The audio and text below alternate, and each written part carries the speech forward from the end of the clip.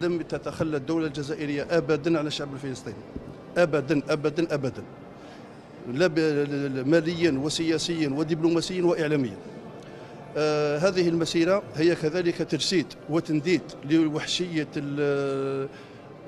الكيان الصهيوني، وحشية بربرية لا مثيل لها في التاريخ.